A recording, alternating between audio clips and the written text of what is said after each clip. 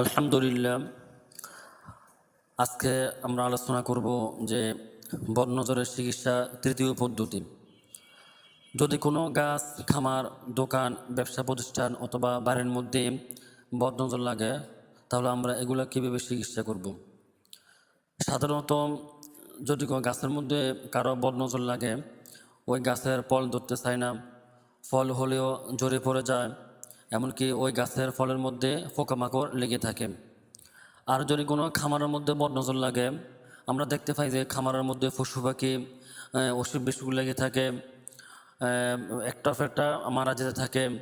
আর দোকান, ব্যবসা প্রতিষ্ঠানের মধ্যে যদি কোনো বদনজর লাগে, ওই ব্যবসা প্রতিষ্ঠান কোনো আয় উন্নয়ন দেখা যায় না, ওই ব্যবসা প্রতিষ্ঠানে কোনো কাস্টমার আসতে চায় না।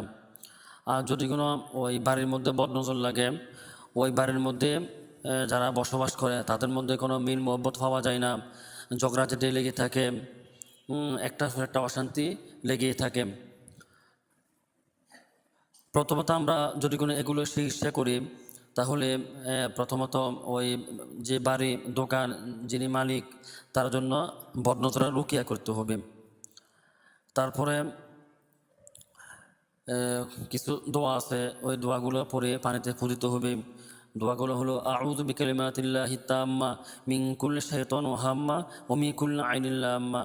বিসমিল্লাহি আরকিক মিন কুল্লি শাইইন ইউযিক মিন শাররি কুল্লি নাফসিন আও আইনি হাসিদ। আল্লাহু ইয়াশফিক বিসমিল্লাহি আরকিক। বিসমিল্লাহি ইউবরিক ওয়া মিন কুল্লি দাইন ইয়াশফিক ওয়া মিন শাররি হাসিদিন ইযা হাসাদ। রব্বান নাস আযহিবিল বা'সা ইশফি ওয়া আনতা শাফি লা শিফাআ ইল্লা শিফাউকা শিফাআন লা ইউগাদিরু সাকামা।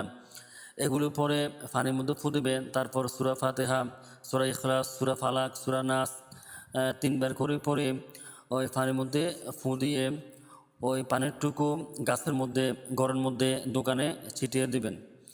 আর যদি কোনো গৃহপালিত পশু পাখির মধ্যে বদনজর লাগে, তাতে তাদের মাথায় হাত রেখে এই দোয়াগুলো পরে তাদের শরীরের মধ্যে ফু দিবেন।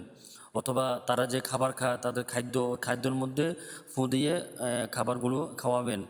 ইনশাল্লাহ এভাবে কয়েকদিন করবেন, বদনজর দূর হয়ে যাবে।